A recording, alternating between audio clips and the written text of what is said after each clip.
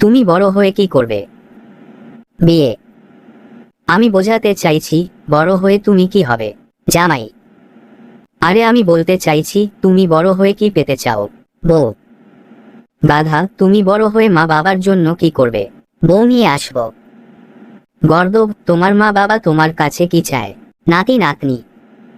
ইয়া খোদা, তোমার জীবনের লক্ষ্য কি? বিয়ে। ম্যাডাম আঁকবো। থামো ফাজিল কোথাকার, চুপ করে বস। ম্যাডাম আঁকবো। আবার বাজে কথা, একেবারে চুপ। ম্যাডাম আঁকবো। এই, তোদের মুখ দিয়ে পায়খানা বের হয় না? না ম্যাডাম, আপনার বের হয়।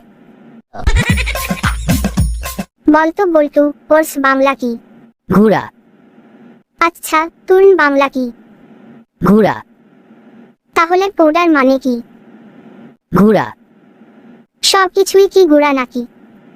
না ম্যাডাম, একটা লাফাইন্না গুড়া, একটা মুরাইন্না গুড়া, আর শেষেরটা গুড়া গুড়া। জলিল সাহেব রেগেমেগে তার বসের রুমে ঢুকে বললেন, স্যার, অফিসের সবাই বলে আমি নাকি এ অফিসের সবচেয়ে বোকা লোক। এ অপমান অনেক সয়েছি, আর না, আজ আমি প্রমাণ করে দিয়েছি আমার চেয়ে বোকা লোকও এই অফিসে আছে।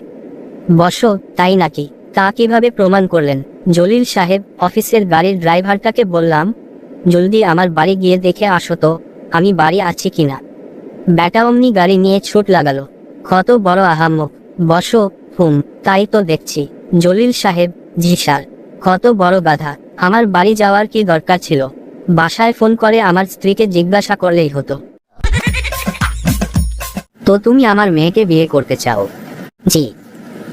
তো তুমি কি করো?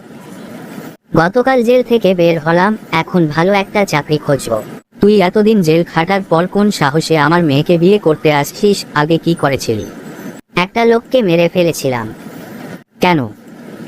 ওই লোকটা তার মেয়ের সাথে আমাকে বিয়ে দিতে চাই নাই তাই।